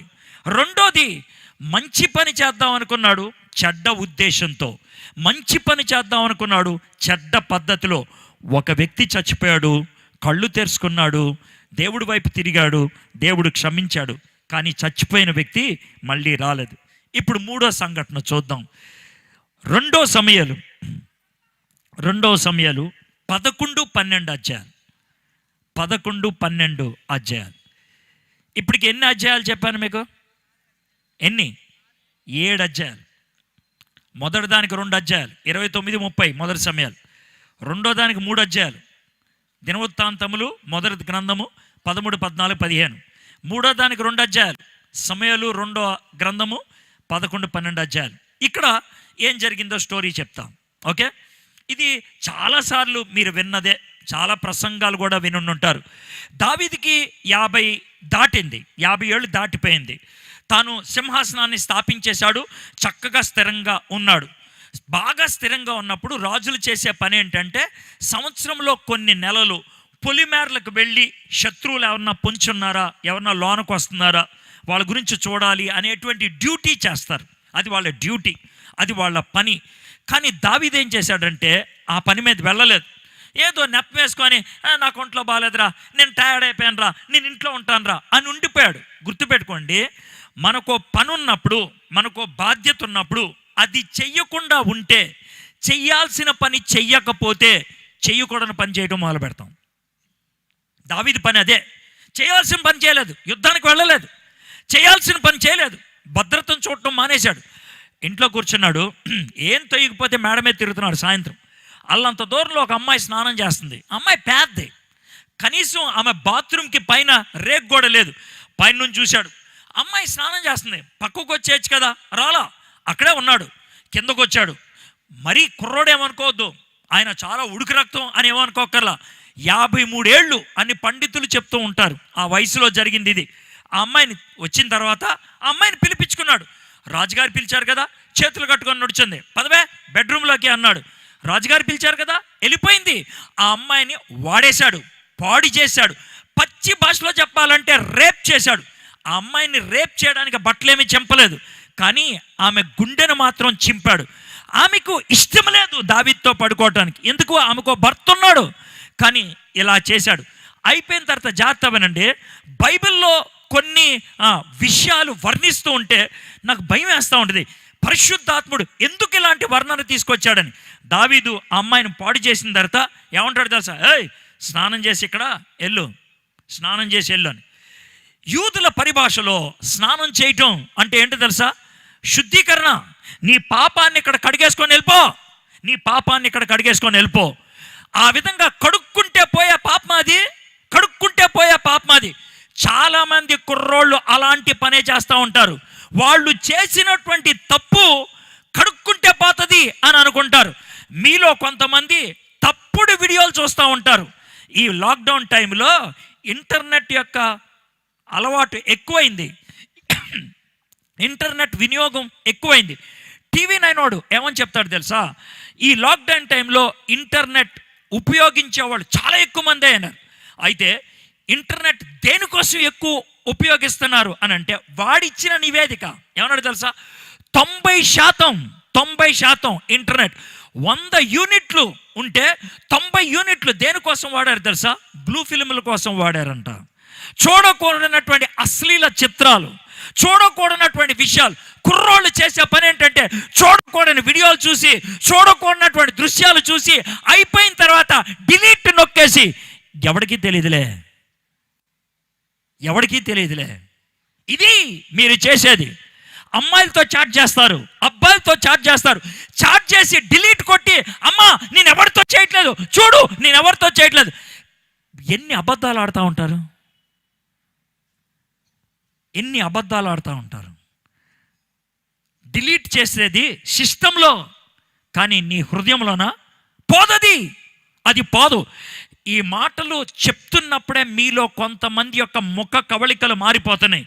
కొంతమంది బాధతో చూస్తున్నారు, కొంతమంది పిచ్చోళ్ళు, దరిద్రులు నవ్వుతున్నారు. నేను చెప్పగలను ముఖ కవళికలను. అంటే వాళ్ళ యొక్క మానవత్వం ఎంత కృషించిపోయిందంటే, ఎంత దిగజారిపోయిందనంటే, అరే నువ్వు చేసే తప్పు ఇదిరా అని చెప్తే నవ్వుతున్నావు అంటే నీకు అసలు చెవినెత్తుందా? నువ్వు అసలు మనిషివేనా? ఇది దావీదు చేసినటువంటి పాపం. దావీదు ఏమన్నా మూర్ఖుడా? దావీదు ఏమన్నా దరిద్రుడా? దావీదు ఏమన్నా పనికిమాలినోడా? దేవుని యొక్క హృదయానుసారుడు. కీర్తనలు రాశాడు, అద్భుతమైన ఆరాధన నడిపించాడు, ఆయన పాటలు పాడితే దెయ్యాలు పారిపోయాయి. కానీ ఈరోజు ఈ దరిద్రమైన పని చేసి స్నానం చేసి వెళ్ళిపో అని అన్నాడు. ఆమె స్నానం చేసి వెళ్ళిపోయింది. దావీదు బయటికి మాత్రం రాజు, బయటికి మాత్రం హుషారుగా ఉన్నాడు. 3 నెలల తర్వాత ఆమె వచ్చింది. ఎందుకు వచ్చావు నువ్వు అని అంటే, సార్ నేను గర్భవతిని. మీ ఆయన ఎక్కడున్నాడు? యుద్ధానికి వెళ్ళి 6 నెలలు అయింది. ఏం చేయాలో అర్థం కాలేదు. గబగబా భర్తను పిలిపించాడు. ఎల్రా నీ భార్యతో పడుకో అంటే, సార్ నా ప్రజలు, నా దేశం యుద్ధం చేస్తుంటే నేను వెళ్ళి పడుకోవాలా నా భార్యతో? నేను పడుకోను అని అంటే, దావీదు వాడిని పక్కన కూర్చోపెట్టి పెగ్గు తర్వాత పెగ్గు ద్రాక్షారసం తాగిచ్చి బాగా మత్తుడే ఉన్నప్పుడు పోరా నీ భార్యతో పడుకంటే, మత్తులో ఉన్నటువంటి అతను చెప్పిన మాట ఏంటి తెలుసా, సార్ నా ప్రజలు యుద్ధం చేస్తుంటే నా భార్యతో నేను ఎలా పడుకోను సార్. ఆ మాట విన్నప్పుడు దావీదు గుండెల్లో గుచ్చుకొని ఉంటుంది. తాగినవాడు ఒక పనోడు చెప్తున్నాడు యుద్ధం జరుగుతుంటే నా భార్యతో ఎలా పడుకోనని. కానీ రాజు అయినటువంటి దావీదు పక్కింటోడి భార్యతో పడుకున్నాడు. ఎందుకింత దూరం వెళ్ళిపోయాడు దావీదు? ఎందుకింత దయనీయమైన స్థితిలోకి వెళ్ళాడు? ఇది జరిగిన తర్వాత ఏం చేయాలో అర్థం కాక ఆ వ్యక్తిని దావీదే చంపించేశాడు. మొదటిసారి పాపం చేసినప్పుడు ఏ చావు లేదు. రెండోసారి పాపం చేసినప్పుడు దేవుడు ఒకడిని చంపేశాడు. మూడోసారి పాపం జరిగినప్పుడు దావీదే చంపేశాడు ఒకడిని. దావీదే చంపేశాడు. అయినప్పటికీ తన జీవితం సెట్ అయిందా? అవ్వలా. క్రూరత్వం ఎంత దూరం వెళ్ళిపోయింది, మొండితనం ఎంత దూరం అయిపోయింది, అపవిత్రత ఏ స్థాయికి వెళ్ళిపోయిందో చూడండి. పాపాన్ని చేసుకుంటూ వెళ్తే పాపపు స్థాయి పెరుగుద్ది కానీ ఎప్పటికీ మెరుగుపడదు. మొదటిసారి ఎవరూ చావలా, రెండోసారి దేవుడు ఒక్కడిని చంపాడు, మూడోసారి దావీదే చంపేశాడు. అయినప్పటికీ బుద్ధి రాలా. దేవుడు ఏం చేయాల్సి వచ్చిందో తెలుసా? మూడోసారి ఒక వ్యక్తిని చంపిన తర్వాత కూడా బుద్ధి రాలేదు కాబట్టి ఒక ప్రవక్తను పంపించాడు, నాతాను పంపిస్తే నాతాను వచ్చి దావీదుతో చెప్తే దావీదు భయపడిపోయి, ఏంటి దేవుడికి అన్నీ తెలిసిపోయినా అని భయపడిపోయి నాతాను కాళ్ళ మీద పడితే, నా కాళ్ళ మీద పడతావేందయా, నా కాళ్ళ మీద పడతావేందే, దేవుడి కాళ్ళ మీద పడంటే ఆ నేపథ్యంలో ఆయన రాసినటువంటి కీర్తనే 51వ కీర్తన. నేను పాపిని నన్ను క్షమించు అనే కీర్తన రాశాడు. దేవుడు దావీదుని క్షమించాడా? క్షమించినట్లు అనిపిస్తుంది. అయితే ఒక్క విషయం జరిగింది. ఆ బెత్షెబాకి ఆ వ్యభిచారం ద్వారా, అది వ్యభిచారం, ఆమె భార్య కాదు, పక్కింటోడి భార్య. ఆ పక్కింటోడి భార్యతో పడుకుంటే వచ్చింది ఆ గర్భం. వ్యభిచారం ద్వారా పుట్టాడు ఆ బాబు. ఆ బాబు పుడితే వాడికి జబ్బు వస్తే దావీదు బాధపడుతూ ప్రార్థన చేస్తే ఆ కొడుకుని దేవుడు చంపేశాడు. 2 చావులు. ఒక చావుకి కారణం దావీదు, ఇంకొక చావు దేవుడు చంపేస్తే అయింది. అయితే దేవుడు చంపేశాడని నీకు ఎలా తెలుసు? దావీదు ఆ పరిస్థితిలో ఏమంటాడు తెలుసా? దేవుడే తీసేసుకున్నాడు ఈ బాబుని, దేవుడే తీసేసుకున్నాడు. అప్పుడు కళ్ళు తెరుచుకున్నాడు. మొదటిసారి ఎవరూ చావలేదు, రెండోసారి ఒకళ్ళు చచ్చిపోయారు, మూడోసారి 2 చచ్చిపోయారు. మొదటిసారి దేవుడు క్షమించేశాడు, రెండోసారి ఒకడిని చంపితే కానీ దావీదు కళ్ళు తెరుచుకోలేదు, మూడోసారి దావీదు ఒకడిని చంపాడు, దేవుడు నాతాన్ని పంపించాడు, అయినా కళ్ళు తెరుచుకోలేదు, ఇంకొన్ని చంపాల్సి వచ్చింది. చూసారా? దేవుడికి దూరం అవుతుంటే, పాపం మన జీవితంలో గూడు కట్టుకుంటూ ఉంటే మొండితనం ఎక్కువైపోతుంది, జీవితం త్వరగా సెట్ అవ్వదు. మీలో కొంతమంది ఈ స్థాయికి వెళ్ళిపోయిన వాళ్ళు ఉంటారు. ఏమంటారు తెలుసా? నేను చేసేది తప్పని తెలుసు సార్, కానీ బయటికి రాలేకపోతున్నాను. నాకు ఇది చెయ్యకూడదని ఉంటుంది సార్, కానీ అది చేస్తూనే ఉన్నాను. ఎందుకో తెలుసా? మొండితనం ఎక్కువైపోయింది. పాపం నెమ్మదిగా డిగ్రీలు పెంచుకుంటూ వెళ్ళిపోతుంది. ఇంటర్మీడియట్ తర్వాత డిగ్రీ తర్వాత పీజీ అన్నట్లు పాపములో స్థాయిలు ఎక్కువైపోయినాయి. దావీదు విషయంలో ఇదే. దేవుడు ఈ మాటలన్నీ బైబిల్లో ముద్రిస్తూ ఉంటే, ఎందుకు ముద్రిస్తున్నాను? నా ప్రియుడు కదా వీడు, నా హృదయానుసారుడు కదా, కానీ వెయ్యాలి. ఎందుకో తెలుసా? నా ప్రియుడు, నా హృదయానుసారుడు, 100 కీర్తనలు రాసినవాడు, అతను పాడితే దెయ్యాలు పారిపోయినాయి. అయినప్పుడు కూడా అతని జీవితంలో ఇలా పతనం వచ్చిందంటే, ఇక్కడ కూర్చున్నటువంటి మనందరి జీవితంలో పతనం రావడానికి అవకాశం లేదా?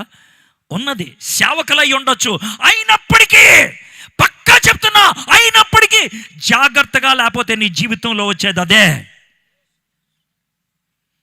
నువ్వు సేవకుడు అయి ఉండొచ్చు, బిషప్ అయి ఉండొచ్చు, నీ కింద 100 సంఘాలు ఉండొచ్చు, నువ్వు 1,00,000 మందికి సువార్త చెప్పుండొచ్చు, 1000 మందికి బాప్తిసం ఉండొచ్చు, బట్ స్టిల్ నీకు ఉండాల్సిన జాగ్రత్త లేకపోతే నీ పరిస్థితి అదే. ఇక చివరిది మనం చూద్దాం. సమూయేలు 2వ గ్రంథం 24వ అధ్యాయం. సమూయేలు 2వ గ్రంథం 24వ అధ్యాయం. ఇప్పుడు దాకా 3 సంఘటనలు చూసాం. మొదటిది, దేవునితో సంబంధం తెగిపోయింది. ఆ మొదటి దాంట్లోనే దేవునితో ఎప్పుడైతే సంబంధం తెగిపోయిందో చట్టాన్ని చేతుల్లోకి తీసుకున్నాడు, ఓపిక నశించింది, పాపం చేశాడు, కోల్పోయాడు, కానీ సమస్తాన్ని దేవుడిచ్చేశాడు. ఇది మొదటిది. రెండోది, మంచి పని చేద్దాం అనుకున్నాడు, కుయుక్తితో చేద్దాం అనుకున్నాడు, చెడ్డ ఉద్దేశంతో చేద్దాం అనుకున్నాడు, చెడ్డ పద్ధతితో చేద్దాం అనుకున్నాడు. ఒక వ్యక్తి చచ్చిపోతే కానీ కళ్ళు తెరుచుకోలేదు, దేవుడు క్షమించాడు. ఇది రెండోది. మూడోది, ఆయన చెయ్యాల్సిన పని చేయలేదు, చెయ్యకూడని పని చేస్తూ మొదలుపెట్టాడు. బైబిల్ చదవో, ప్రార్థన చేయరా, చెయ్యవు, భక్తి ఉండదు. భక్తి లేకపోతే, బైబిల్ లేకపోతే, ప్రార్థన లేకపోతే, చెయ్యాల్సింది చెయ్యకపోతే, ఉండాల్సింది ఉండకపోతే, ఉండకూడదు వచ్చి కూర్చుంటుంది లోనా. దావీదు జీవితంలో అదే జరిగింది. వ్యభిచారం చేశాడు, దాన్ని తప్పించుకోవడానికి హత్య చేశాడు, దాన్ని తప్పించుకోవడానికి ఆ అమ్మాయిని పెళ్లి చేసుకొని మసిపూసి మారాడుగా చేద్దాం అనుకున్నాడు. దేవుడు బుద్ధి చెప్పాల్సి వచ్చింది. తాను ఎంతో ఇష్టపడి తెచ్చుకొని వ్యభిచారం ద్వారా ఒక కొడుకుని కంటే ఆ కొడుకుని చంపేశాడు దేవుడు. అప్పుడు కళ్ళు తెరుచుకున్నాడు దావీదు. అంటే దేవుడు క్రూరుడా? కాదు. చచ్చిపోయిన ఆ బాబు దేవుడి దగ్గరికి వెళ్ళాడు. దేవుడు ఇంకా దావీదుని క్షమించలేదా? చేశాడు. నీకు ఎలా తెలుసు సార్? ఏ బెత్షెబానైతే వ్యభిచారం ద్వారా భార్యను చేసుకున్నాడో అదే బెత్షెబాను దేవుడు అంగీకరిస్తే ఆ బెత్షెబాకు పుట్టిన కొడుకు సొలొమోను రాజు అయ్యాడు. ఇది మూడోది. ఇప్పుడు 4వ దానికి వద్దాం. సమూయేలు 2వ గ్రంథం 24వ అధ్యాయం. విషయం ఏంటో చెప్తాను. దావీదు చాలా పెద్దోడైపోయాడు, బహుశా 60 ఏళ్ళు దాటి ఉండొచ్చు. సింహాసనం మీద కూర్చొని ఆలోచిస్తూ ఉండొచ్చు. సైనిక అధికారి వచ్చాడు. వస్తే, బాబు ఎలా ఉన్నాయి విషయాలు? సార్, దేవుని యొక్క దయ వలన అన్నీ చక్కగా ఉన్నాయండి. సార్ ఇప్పుడు అవన్నీ ఎందుకు సార్? ఏం లేదురా, మన సైనిక బలం ఏంటో మనకి తెలిస్తే, మనకున్న సత్తా ఏంటో మనకి తెలిస్తే ధైర్యంగా ఉంటుందా? ధైర్యంగా ఉంటుంది. మనకున్న సైనిక బలం ఏంటో ప్రపంచానికి చెప్పితే ప్రపంచం వణుకుద్దా అని అంటే, ఆ సైనిక అధికారి దావీదుతో అంటాడు, రాజుగారు ఏంట్రా ఆ తప్పు మాత్రం చేతి, ఏంట్రా నువ్వు చెప్పేది? సార్ ఎందుకు సార్, మనం ఇప్పుడు దాకా యుద్ధాలు గెలిచింది మన బలగంతో కాదు సార్, ఇప్పుడు దాకా యుద్ధాలు గెలిచింది మనకున్న సామర్థ్యంతో కాదు కదా, దేవుడు కదా, మనకి ఎప్పుడు ఎందుకు సార్ ఇవేనంటే, రాయ్ ఎల్లో లెక్కై అని అన్నాడు. రాజుగారు చెప్పారు కదా, ఇంకేం చేస్తాడు? లెక్కేసుకొని వచ్చాడు. రాజుగారు లెక్కేసాను సార్, మనకున్న సైనికులు ఎంతమంది, మనకున్న గాడిదలు ఎన్ని, మనకున్న ఒంట్లు ఎన్ని, మనకున్న గుర్రాలు ఎన్ని, మనకున్న వాళ్ళు ఇంతమంది బాణాలు వేస్తారు, ఇంతమంది ఈట్లు వేస్తారు అన్నీ చెప్పాడు.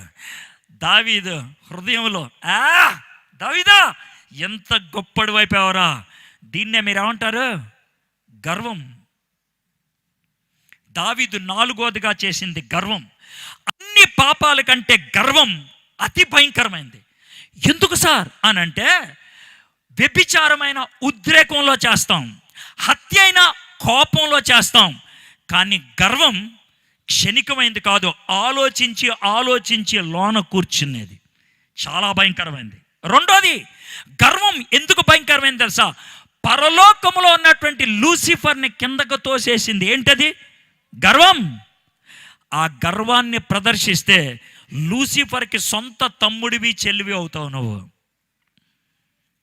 గర్వం చాలా భయంకరమైంది. చాలామంది సేవకులను చూశాను, గర్వాన్ని ప్రదర్శించేవాళ్ళు, వాళ్ళు చాలా భయంకరంగా అనిపిస్తారు. బైబిల్లో ఉన్నటువంటి సేవకులు వాళ్ళు హడావిడి చేసేవాళ్ళు కాదు, తగ్గించుకొని ఉండాల్సినటువంటి వాళ్ళు. చాలా మందిలో ఇది కనబడుతుంది, గర్వం. గర్వం. దావీదుకి ఆ గర్వం వస్తే దేవుడు ఒక ప్రవక్తను పంపించాడు, ఒక ప్రవక్తని. ఆ ప్రవక్త వచ్చి, రాజుగారు ఏంటి చెప్పు అంటే, ఏమి లేదు సార్, దేవుడు పంపించాడు. పంపించాడా? ఎందుకు పంపాడు? నాకున్న సైన్యం అలాంటిది, నాకున్న బలం అలాంటిది చెప్పానంటే, దేవుడు మీకు 3 ఆఫర్లు ఇమ్మన్నాడు సార్. 3 ఆఫర్లు ఇమ్మన్నాడా? చెప్పేంటి ఆఫర్లు? ఆఫర్ నెంబర్ 1, 3 సంవత్సరాలు పిచ్చి కుక్కలాగా రోడ్డు మీద తిరగాలి. ఏంట్రా నువ్వు అంటుందే? సార్ దేవుడిచ్చిన ఆఫర్ సార్, 3 సంవత్సరాలు పిచ్చి కుక్కలాగా రోడ్డు మీద తిరగాలి. రెండో ఆఫరు, 3 నెలలు నిన్ను పిచ్చి కుక్కను బాదినట్టు పోతారు. ఇది రెండోది. ఏంట్రా ఈ ఆఫర్లు ఏంటి సార్? దేవుడేమన్నాడు సార్, 3 సంవత్సరాలు పిచ్చి కుక్కలాగా తిరుగుతావా, 3 నెలలు శత్రు రాజుల చేత పిచ్చి కుక్క కొట్టించుకున్నట్లు కొట్టించుకుంటావా? ఇక 3 ఆఫర్ అంటే 3 రోజులు దేవుడే నిన్ను ఎరగబాస్తాడంట. ఈ 3 ఏది కావాలి? ఏది కావాలి? కానీ మీకు విషయం పంటవా, ఆ టైంలో దావీదు బుర్ర ఉపయోగించాడు, చాలా అద్భుతంగా బుర్ర ఉపయోగించాడు. ఏమన్నా తెలుసా? పిచ్చోళ్ళలాగా 3 సంవత్సరాలు ఎందుకు తిరగాలి, పిచ్చి కుక్కలాగా 3 నెలలు ఎందుకు కొట్టించుకోవాలి? ఎవరితోనో 3 రోజులు దేవుడితోనే కొట్టించుకుంటాను. చావైనా రేవైనా నీ దగ్గరే. నేను అడగలను, ఏది చేసినా నువ్వే చెయ్యి దేవా, నీ దగ్గరికే అన్నాడు. దేవుడికి నచ్చిండి ఉంటుంది, అది దేవుడికి నచ్చి ఉండదు. మీకు విషయం తెలుసా? దేవుడు జాగ్రత్తమేనండి, ఈ మాట మీకు చెప్తాను. మీలో చాలామందికి ఇది అని అంటారు, మీరు మీ జీవితాల్లో జరిగి ఉండొచ్చు. దేవుడు చాలా సందర్భాల్లో విశ్వాసులు పాపం చేస్తే, చాలా సందర్భాల్లో విశ్వాసులు పాపం చేస్తే ఆ పాపాన్ని బయటపడనివ్వకుండా చేసేది దేవుడే. అదేంటి సార్, ఎందుకు చేయనివాడు, ఎందుకు బయటపడినవాడు? బయట పడితే నీ పరువు పోద్దని, బయట పడితే బయట వాళ్ళు ఎరగబాతారని. మరి ఏం చేస్తాడు సార్? బయట పడకుండా కాపాడి ఆయన నిన్ను ఎరగబాతాడు. ఇది దేవుడు చేసే పని. మీకు చిన్న ఉదాహరణ చెప్తాను. మీ బాబు పక్కింటోడిది ఏదో దొంగిలిచ్చాడు. పక్కింటోడి బాబు వాళ్ళ అమ్మ వచ్చి, ఏమండి మీ వాడు దొంగిలిచ్చాడంటే, ఎరా దొంగిలిచ్చావంటే అని అంటే, ఆవిడ కొడతానికి వచ్చింది అనుకోండి, వీళ్ళు ఏం చేస్తారు? ఆవిడ చూస్తుండగానే దబా 2 కొట్టేసారి తీసుకెళ్ళిపోద్ది. ఎందుకని? ఈవిడ కొడతాం బెటరు ఆవిడ చేత కొట్టించకంటే. అర్థమైంది నీకు ఇప్పుడు? దేవుడు కదా సేమ్ టు సేమ్. వేరే వాళ్ళు కొడుతుంటే ఇష్టం ఉండదు, ఆయన కొట్టేస్తాడు. అందుకనే ఏం చేస్తాడు చూడండి. ఇప్పుడు దాకా కూల్గా ఉంది, అసలు విషయం ఇప్పుడు చెప్తా. ఏంటనంటే, మీరు ఇంట్లో ఒక్కళ్ళే ఉన్నారు, చెయ్యకూడని పని ఏదో చేస్తున్నారు, తినకూడదు ఏదో తింటున్నారు, తాగకూడదు ఏదో తాగుతున్నారు, చూడకూడదు ఏదో చూస్తున్నారు, దరిద్రమైన పని చేస్తున్నారు. అప్పుడే ఆ పని అయిపోయింది, అప్పుడే కడిగేసుకున్నారు, అప్పుడే మూసేశారు, ఇలా కూర్చున్నారు. టక్కుమని తెలుసుకొని మీ అమ్మ నాన్న వస్తుంది, మీ గుండె ఏమవుతుంది తెలుసా? 5 నిమిషాల క్రితం వస్తే నా పని ఏమైండేది. జరిగింది ఎప్పుడైనా ఇలాగా? అయ్యింది. 5 నిమిషాల క్రితం మీ అమ్మ ఎందుకు రాలేదు తెలుసా? 10 నిమిషాల క్రితం మీ నాన్న ఎందుకు రాలేదు తెలుసా? దేవుడు రానివ్వలా.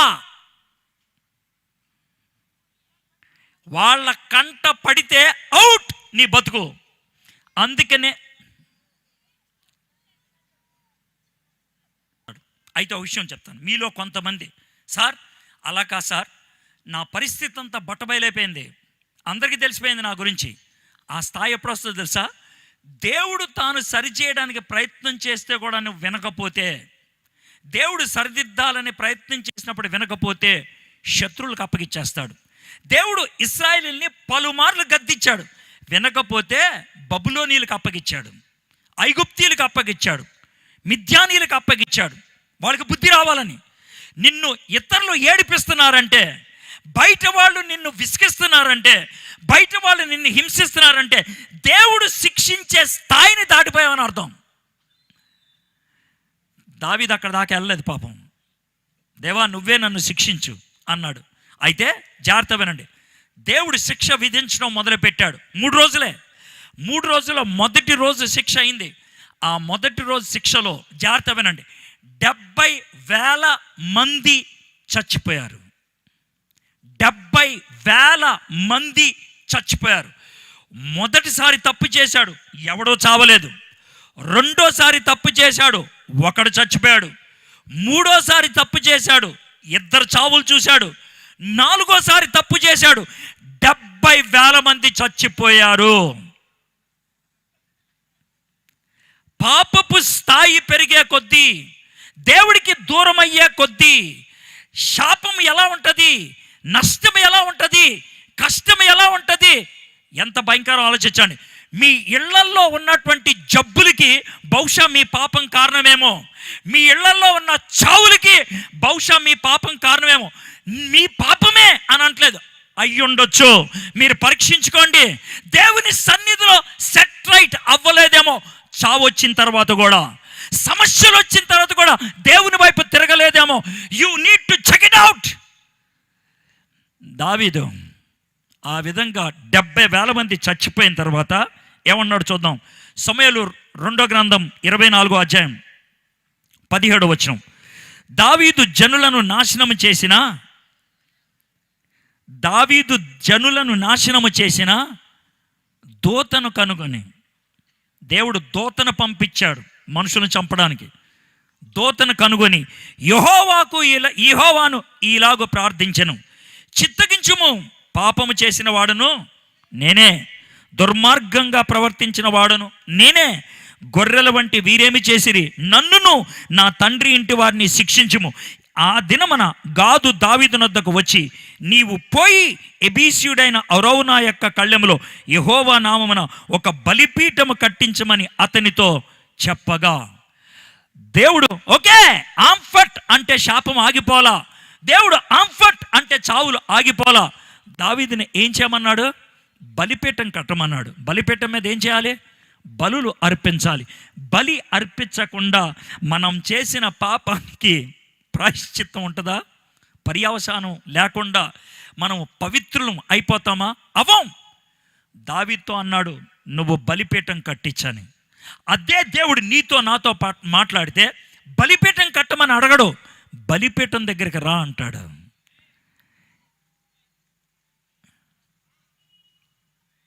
రా అంటాడు. ఏంటా బలిపీఠం? యేసుక్రీస్తుని వధించినటువంటి స్థానం కల్వరి.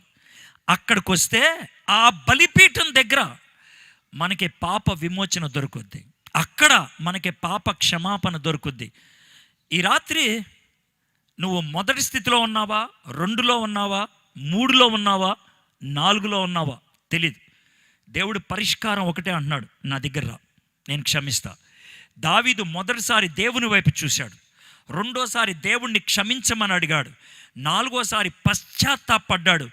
ఐదోసారి బలిపీఠాన్ని కట్టించి ప్రభువు దగ్గర క్షమాపణ అడిగాడు. దేవుడు ఏం చేశాడు? 25వ వచనం, అక్కడ దావీదు యెహోవా నామమున ఒక బలిపీఠము కట్టించి దహన బలులను సమాధాన బలులను అర్పించెను. యెహోవా దేశము కొరకు చేయబడిన విజ్ఞాపనను ఆలకింపగా ఆ తెగులు ఆగి ఇశ్రాయేలీయులను విడిచిపోయాను. బలిపీఠం ఎప్పుడైతే కట్టించి బలులు అర్పించాడో దేవుడు క్షమించాడు, తెగుల్ని ఆపేశాడు. మొదటిసారి దేవుడు క్షమించి సమస్తాన్ని వెనక్కిచ్చేశాడు. రెండోసారి దేవుడు క్షమించి మందసం చేరాల్సిన చోటుకు వచ్చేటట్లు చేశాడు. మూడోసారి దేవుడు క్షమించి బెత్షెబాకు పుట్టిన కొడుకునే రాజుని చేశాడు. నాలుగోసారి దేవుడు దావీదును క్షమించాడు. పూర్తిగా క్షమించాడా? ఒక్క వచనం చెప్పి నేను ముగిస్తాను. 2వ దినవృత్తాంతములు 3వ అధ్యాయం. ఇది ఒక్క వచనమే, ఈ అధ్యాయం ఏం చదవక్కర్లేదు, ఒక్క వచనమే. 2వ దినవృత్తాంతములు 3వ అధ్యాయం 1వ వచనం. తర్వాత సొలొమోను యెరూషలేములో తన తండ్రి అయిన దావీదునకు యెహోవా ప్రత్యక్షమైనప్పుడు మోరియా పర్వతమందు దావీదు సిద్ధపరిచిన స్థలమున ఎబీసీయుడైన ఒర్నాను కళ్ళమందు దావీదు ఏర్పరిచిన స్థలమున యెహోవాకు ఒక మందిరము కట్టనారంభించెను. ఎక్కడైతే దావీదు బలిపీఠం కట్టితే తెగులు ఆగిపోయిందో అక్కడే సొలొమోను ఏం కట్టాడంట? మందిరం కట్టాడు. ఎక్కడైతే తెగులు ఆగిందో అక్కడ దేవుని మందిరం రావటం బట్టి ఏం మొదలైంది? ఆశీర్వాదం. ఆశీర్వాదం. తెగులు పోయింది, ఆశీర్వాదం వచ్చింది. మై ఫ్రెండ్స్, 4 సందర్భాలు చూసాం దావీదు జీవితంలో. మొదటిసారి తొందరపడ్డాడు, మొదటిసారి ఓపిక నశించింది, చట్టాన్ని చేతిలో తీసుకున్నాడు. రెండోది కుయుక్తి బుద్ధి ఉపయోగించాడు, తప్పుడు పద్ధతి ఉపయోగించాడు. మూడోది చెయ్యాల్సిన పని చేయలేదు, చెయ్యకూడని పని చేశాడు, మసిపూసి మారేడుకాయ చేద్దాం అనుకున్నాడు. నాలుగోది గర్వంగా ప్రవర్తించాడు. 4 విషయాలు చెప్పాను. మొదటిసారి పోయిందంతా వచ్చింది, రెండోసారి ఒకడు చచ్చిపోయాడు, మూడోసారి 2 చచ్చిపోయారు, నాలుగోసారి 70,000 మంది చచ్చిపోయారు. నువ్వు ఇంకెంతమంది చావులకు కారణమవుతావు? ఎంతమంది బతుకులు నాశనం చేయడానికి నువ్వు కారణమవుతావు? ఇప్పటికైనా దేవుడి వైపు తిరుగుతావా? ఎప్పుడైనా దేవుడి వైపు తిరుగుతావా? ప్రభా నన్ను క్షమించు అని అడగగలుగుతావా? తలంచండి, కళ్ళు మూసుకోండి, చిన్న ప్రార్థన చేసుకొని ముగించుకుందాం. దావీదు దేవుని యొక్క హృదయానుసారుడు, దేవుడికి ఎంతో ఇష్టం. ఈరోజు పరలోకంలో ఆయన దేవుని సన్నిధిలో ఆనందిస్తూ ఉన్నవాడే. పరలోకాన్ని కోల్పోలేదు, నిత్యత్వాన్ని కోల్పోలేదు. కానీ పాపం చేయటం బట్టి ఈ లోకంలో నరకాన్ని అనుభవించాడు. ఈ లోకంలో శాపాన్ని తన మీదకి తెచ్చుకున్నాడు, దేవుని ఉగ్రతను తన మీదకి తెచ్చుకున్నాడు. నువ్వు రక్షింపబడిన వ్యక్తివైతే, నువ్వు దేవుని బిడ్డవైతే, దేవునికి వ్యతిరేకంగా చేసిన ప్రతి దానికి ఈ లోకంలో ఎదురు తినాల్సిందే, ఎదురు స్థితిగతుల్లోకి రావాల్సిందే. ఒకవేళ అలాంటి పరిస్థితుల్లోకి వచ్చినట్లయితే ఈరోజు ప్రభువా నన్ను క్షమించని అడుగుతావా? ప్రభువా నన్ను క్షమించు అని అడిగితే దేవుడు దావీదుని క్షమించాడు. 4 సందర్భాల్లో కూడా క్షమించాడు. ప్రతి సందర్భంలో తాను క్షమించాడు అని అంటానికి రుజువునిచ్చాడు. మొదటిసారి పోయిందంతా వెనక్కి వచ్చింది, రెండోసారి ఆ మందసం యెరూషలేములో స్థిరపడింది, మూడోసారి బెత్షెబా యొక్క కొడుకే రాజు అయిపోయాడు, నాలుగోసారి సొలొమోనే అక్కడ మందిరము కట్టి దేవుని యొక్క సన్నిధిని నిత్యము అక్కడ ఉండేటట్లు చేశాడు. నీ జీవితంలో శాపం ఉన్నదేమో, నీ జీవితంలో అనవసరమైనటువంటి నష్టానికి దారి తీసే పాపం చేసావేమో, ఖచ్చితంగా పరిశుద్ధాత్ముడు నీ కళ్ళు తెరుస్తాడు. పరిశుద్ధాత్ముడు నీ హృదయంలో అర్థమయ్యేటట్లు చేస్తాడు. మిమ్మల్ని చేతులు జోడించి అడిగేది ఒకటే, మొండి చేయొద్దు. ఇంకా దేవుడు కోపాన్ని రేకెత్తించొద్దు. ఎన్నిసార్లు చెప్పినా విననలేని వాడు హఠాత్తుగా తిరుగు లేకుండా నాశనం అవుతాడు. అలాంటి పరిస్థితి తెచ్చుకోవద్దు మీరు. ప్లీజ్, చేతులు జోడించి చెప్తున్నా, దేవుడు మీతో మాట్లాడుతున్నట్లయితే మీ హృదయంలో ఆ గిలి అపరాధ భావం, ఆ భయం కలుగుతున్నట్లయితే ప్రభువా నన్ను క్షమించు, ప్రభువా నన్ను క్షమించు. క్షమించరాని పనులన్నిటితో సిలువే వేస్తున్నాను, క్షయమైన వాటి కోసం క్షోభ పెడుతున్నాను. క్షమించరాని పనులన్నిటితో సిలువే వేస్తున్నాను. క్షయమైన వాటి కోసం క్షోభ పెడుతున్నాను. క్రియలైనా మార్చుకొని క్షమించమంటాను. క్రియలైనా మార్చుకొని క్షమించమంటాను. క్రియలైనా మార్చుకొని సంతోష పెడతాను. క్రియలైనా మార్చుకొని సంతోష పెడతాను.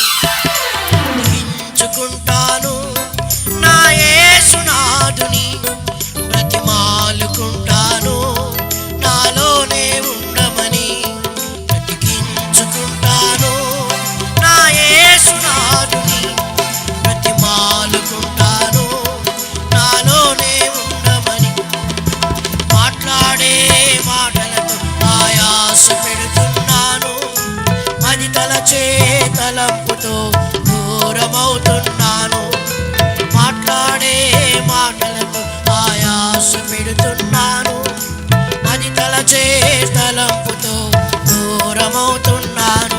మనసైనా మార్చుకొని మన్నించమంటాను. మనసైనా మార్చుకొని మన్నించమంటాను. మనసైనా మార్చుకొని తన మాట వింటాను. మనసైనా మార్చుకొని తన మాట వింటాను. బ్రతికించుకుంటాను నా యేసునాథుని, బ్రతిమాలుకుంటాను నాలోనే ఉండమని. బ్రతికించుకుంటాను నా యేసునాథుని, బ్రతిమాలుకుంటాను నాలోనే ఉండమని. చిన్న ప్రార్థన చేసుకుందాం.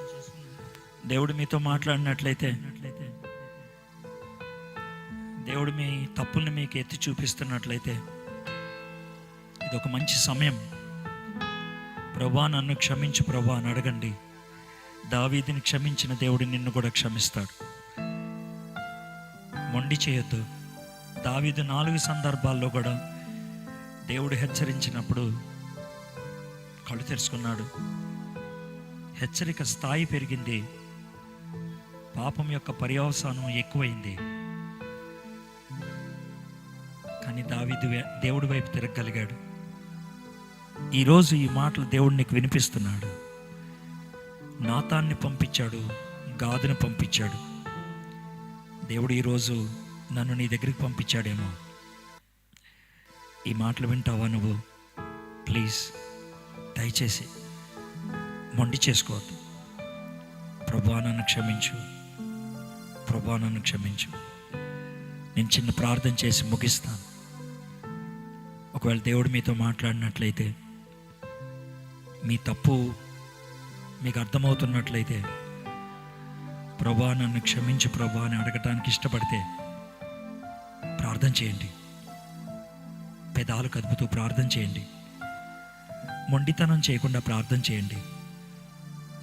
మెడలు వంచుదాం, గుండెలు తెరుద్దాం, పెదాలు విప్పి మాట్లాడదాం. ప్రభువా నన్ను క్షమించు. ఈ రాత్రి నేను చిన్న ప్రార్థన చేస్తాను. మీలో ఎవరైనా ప్రభువా నన్ను క్షమించు, నా తప్పును నువ్వు నాకు చూపించావు అని ఒప్పుకునే వాళ్ళు ఉంటే వాళ్ళు మాత్రమే ఉన్న చోటను ఒకసారి లేచి నిలబడండి. చిన్న ప్రార్థన చేసి ముగిద్దాం. దేవుడు నీ తప్పును నీకు చూపించినట్లయితే, అందరినీ నుంచోమని అడగట్లేదు, కూర్చోండి, పిల్లలు కూర్చోండి.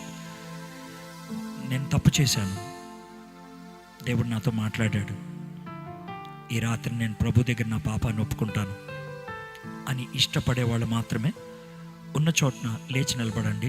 చిన్న ప్రార్థన చేసి ముగించుకుందాం. ఎవరినున్నారా?